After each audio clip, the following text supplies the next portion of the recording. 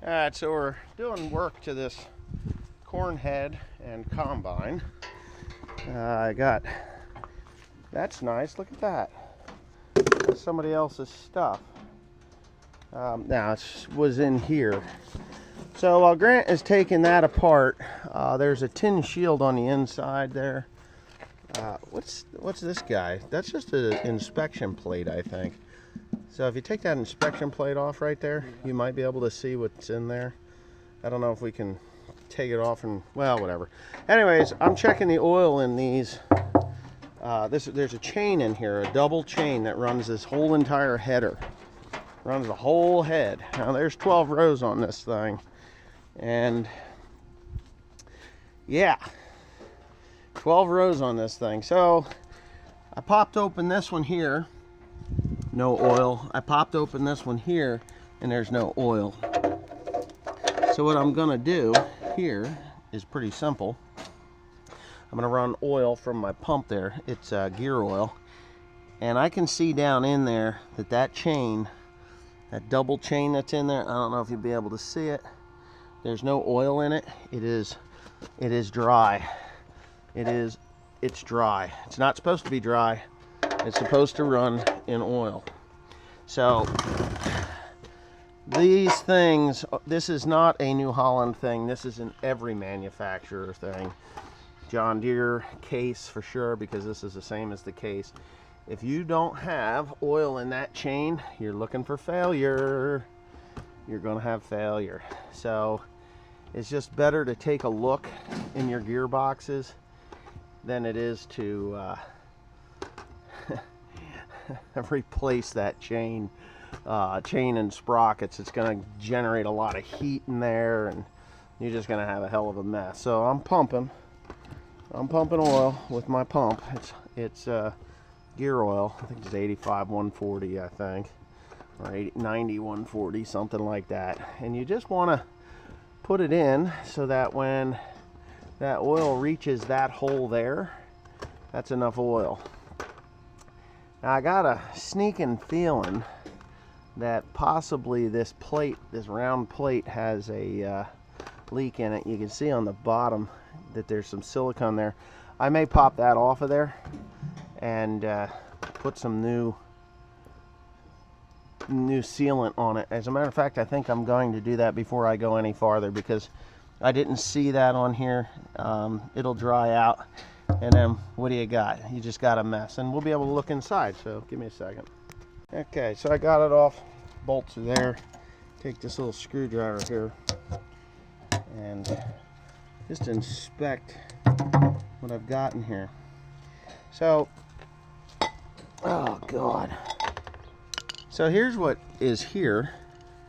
It's not damaged. There's no damage in it that I can see. No, there's no damage. So it's a double 80 chain. Looks in good shape. The tensioner is fine. It could probably use a little more tension on that, but I'm not running a chopping head, so that's okay. I will just go ahead and, yeah, so you just want that thing to be doused in oil. If it's not doused in oil, then it's going to be a wear point. Kind of cool though. I mean, you get to go inside there and look. I'm not going to tighten it up because I think it's just fine. Everything is in good shape. You can see there's a little bit of rust on that tooth. I don't think this head ran last year. I really don't. And if it did, you know, good. If not, it's getting new oil into it anyway. But I'm going to have to look and see for leaks. I can see right up in here. It looks like it's a little bit, there's a little bit of a weep, but I don't think so. I think that's oil coming down from maybe this shock absorber. Oh, or from that motor there. I think that's a new motor. Is that a Eaton motor? Anyway, yeah, that little bit of hydraulic oil may have ran down, and that's what I'm seeing there. I'm just going to get a little bit of starting fluid and a rag. I'm going to clean that up, and I'm going to coat, very thin coating of RTV cement on that thing, and I'm going to put it back together, and then I'll finish putting oil in. Alright, so I guess I can, You can see I cleaned it up a little bit. I've got some ultra black gasket, and it's oil resistant gasket maker. And I'm not really going to get crazy with it. I'm just going to do this, right?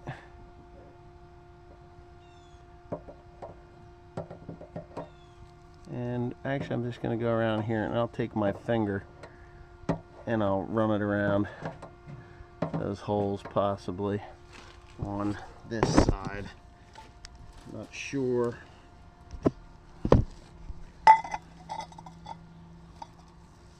Yeah, this is like foam. This thing's garbage. So they have that. We're not doing that anymore. I think I should probably just go get a cork. Says this is shot. That's why that's out of oil. Take that off. Let me redo my thought process here. So I've made the executive decision not to use that rubber gasket because it's useless, and I'm just gonna go ahead and put this stuff on in a pretty heavy manner.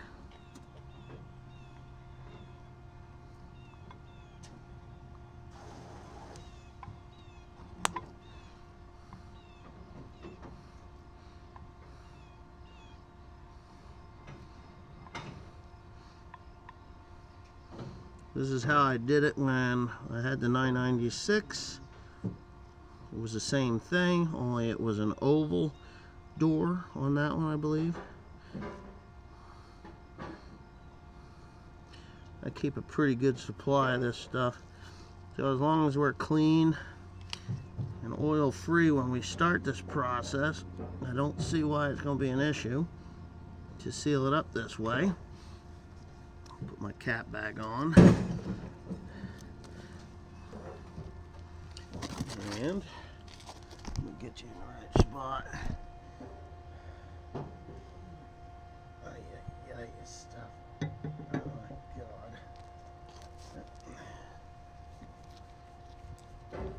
It should have a retaining ring on that, I'm sure. It would be a lot better.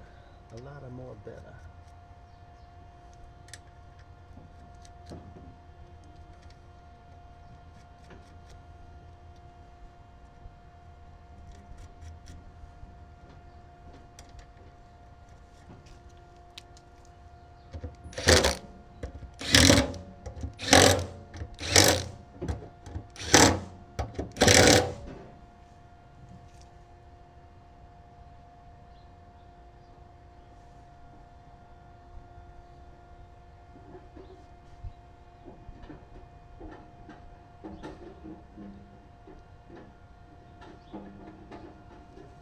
There it is. So I did that correctly. Good for me, right? There it is. All right, so now I'm going to finish pumping oil in there and we'll see what happens then. Oh, I think it is going to record now. Cool. I got it cooled off enough. All right, so what we're doing is we're pulling off the gathering chains because I don't know how many million acres are on this. There's a couple of these that are just plain pooched, like this one here. It's not supposed to be like that. This one here is stiff. That one's good. Not good. Not good. Not good. Okay. Ooh, too stiff. Totally fucked. Okay. No good. Okay, kind of okay. So I was debating whether to spend the money on all of these things, and I'm glad that I did. But anyways, New Holland Case New Holland has this really cool little tool here. I wish they had it a bunch of years ago. Let me get my camera in the right spot. It just takes the tension right off of the gathering chain, and then you move it over to the next one. It hooks into that bolt that's there, or that nut, and you do it again. And I'm going to do this live like this, and I'm going to set you down because it's kind of asinine for me to do it that way. Alright, and we can do this, and Grant can leave that one alone because you can't do anything with it anyway, right? So, caught up to me already? No. simple the way this thing works. I like it. If I was smart, SMRT smart, I would have invented this thing and sold it to John Deere, Case, New Holland, Agco companies, and they would have said thank you, hired a lawyer, and said that they came up with the idea a long time ago, and it's ours, and I'll never get $1 for it anyway. But it makes changing these things super easy, super fast. Unfortunately for us, I don't have the new gathering change yet. I wonder if they're going to be the same, how they, some of them will be 3 and others will be 4. I could imagine. I would imagine they would be, but that's an interesting thing there. Okay, so apparently the SD card filled up. These are all pretty much junk. This one's good.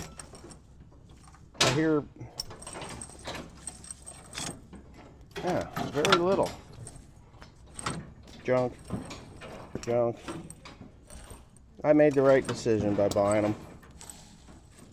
You can hear them. Now, in the New Holland book, they claim that you can replace the guts in these. I'm just going to go ahead and take that off. Your horses here. Don't break your neck. Hold your horses. You get to look at my fat gut today because I just ate something. I want to see, because I'm just going to try and make this video shorter than what it is. Oops. What?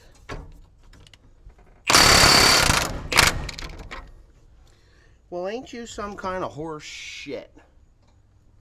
Strip it? Yeah, I don't even know what that is. Oh, this is supposed to be 4 bolts. What's that? There's supposed to be 4 bolts, but there's only 3. There's 4 over there. Well, we're going to have to figure this one out. Alright, here's something that everybody should do. Strip out the thing. No. No, everybody should strip those out. Just don't jump dirt in there. You got to check these. They got gear oil in them, and it looks fine. They got dipsticks on them so that you just pop them out. There's 12 rows. This row unit rebuilt without the shafts, without the knives, without the stalk rolls or anything, just the gearbox is $3,700. The row unit complete, I think it's $13,000 a row. Isn't that insane? I was looking it up online, and I'm pretty certain that the row unit is $13,000. I'm gonna look it up, and I'm gonna be 100% sure, because I'm pretty sure if you fuck up a row unit, you better have a $13,000 bill or $13,000 in your bank account to make up for that difference, because it's damned expensive. Yeah, damned expensive. But anyway, we're checking the oil and not having any issues. I don't see anything ugly coming out of there. Have you seen anything ugly? Everything's been kind of looking new oil. Good. Like they almost changed it? Yeah. That I doubt it. But anyways, we got all the chains off. We got all the sprockets off, or the idler sprockets. The parts that are on order include that little bolt and cap that's supposed to look like that, but it's missing. I got a couple of these bolts here, but I'm going to have to look and see if I've got any of these nuts. These are a thin-walled nut, and these are a thick-walled nut. I'm almost certain that these are the same as what's on the John Deere row unit. Yeah, I don't know. It's got to be metric. I can just guarantee you it's metric. And I got a bucket of stuff over here that may or may not work. I got so much crap around this place. Just so much stuff. But these are all, this is a bucket of metric stuff. No, these are too small. It's the next size bigger. So anyway, I'll figure it out. We got a video system that's going to be going in this thing pretty damn soon. Video works, right, Tim? and we're going to start that as well, because we're supposed to get rain on Saturday. I think Friday is pretty much canceled, but Saturday we have rain coming, and we got hay to make tomorrow and Friday if we can get away with it. But that's just what we're gonna do. All right, so it's Christmas time. Just got the parts back from Shoop. A whole bunch of parts here. Imagine these are the gathering chains. I don't know what's in there. I will say that these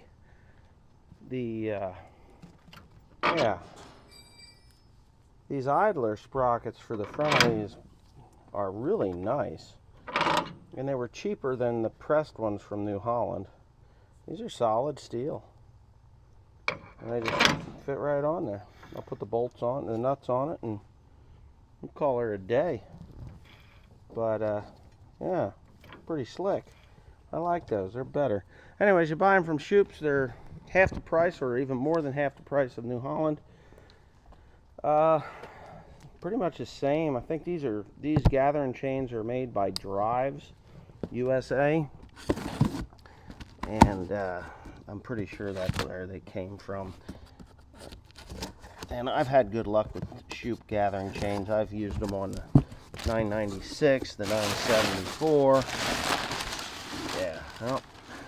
Oh, these are India. These are Indian ones. Reliable chains for world-class equipment. Rambo Reliability, TIDC India. Complete chain company. Well, I don't know. We'll find out if they're going to work or not. But we're going to put them in, and we'll see. Hopefully I've got everything I need to rebuild this head. Hopefully. I'm pretty sure I got everything. I do have some parts coming from Messick's as well, but that'll be later. Now, here we go. You got your Habib Jabib chain? Yep. Habib Jabib chain. We haven't seen it.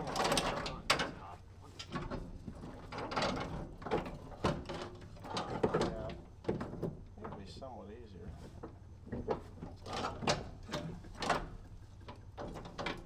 Possibly somewhat easier. I don't know.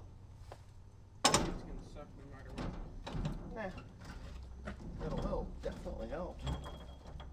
Yeah. 1, 2, 3, 4. 1, 2, 3, 4. 1, 2, 3. Yep, there's a 3 there too. So that don't make a damn bit of difference. Huh. That's weird. Well, there's a thought process to it, I'm sure, but Thought process. Yeah. should be One fun. above our pay grade. Okay, Joe Biden. That's above my pay grade. I'll tell you what, that guy. You're the freaking president of the United States, and you refuse to answer a question. Because it's above your pay grade. It's above your pay You're grade. supposed to be the pay grade. Leader of the free world kind of person, you know. No, that's above my pay grade. You gotta pick it up. That's above my pay grade.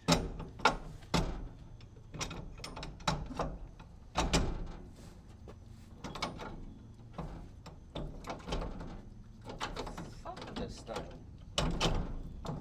Oh.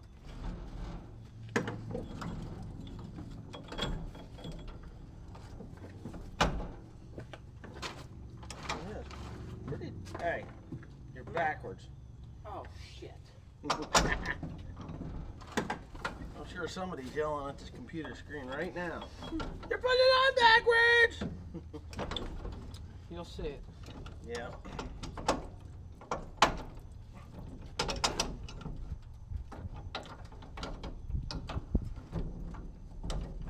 You a motherfucking thing.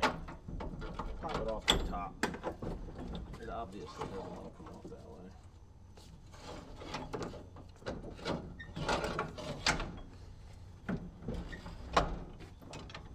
I guess that's above the pay grade. Apparently.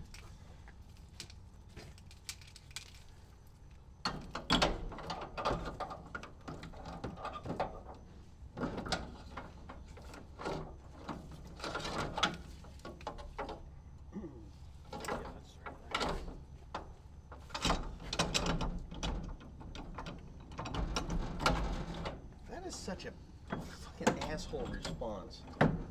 Yeah. You could tell the reporter was like, "You're such an asshole."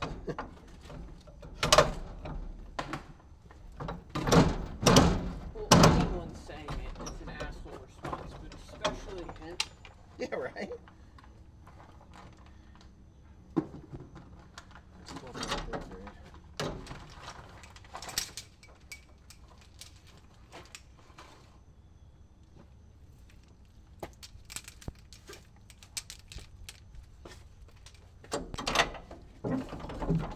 I'd rather Donald Trump ripping on some reporter than that idiot. Yeah.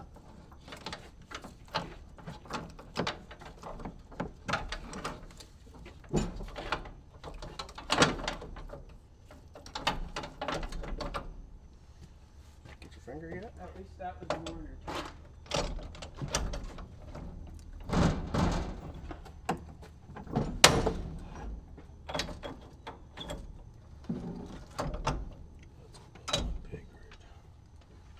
Dickhead.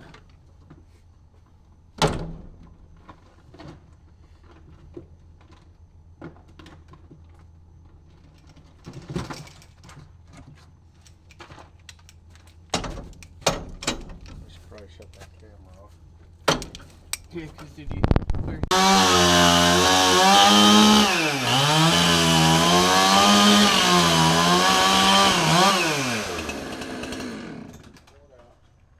Which way are we going with this?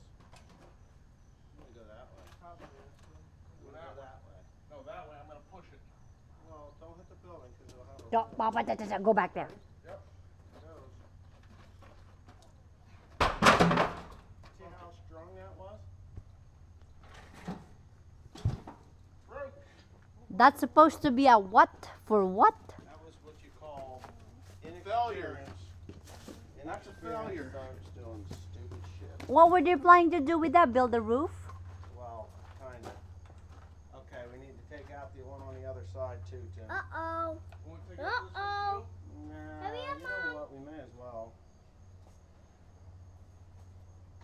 You know what we could do with that thing is Hurry up, actually build a building with it, but no.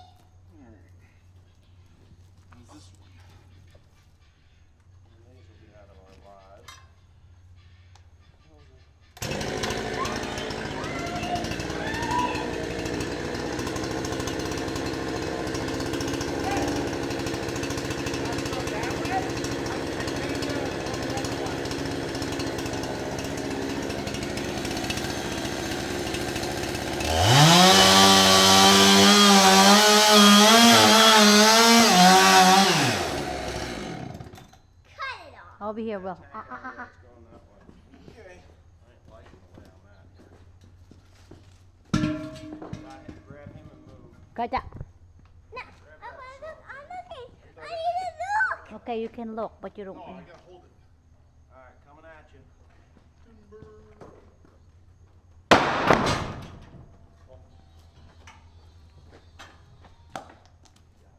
What?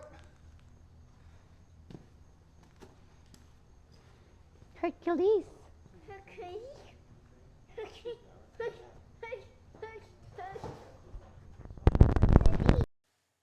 Alright, so for some crazy reason, my commentary that I made when I started this video was missing. So at the end here, what you're seeing is we're flipping the auger at the top of the grain dryer.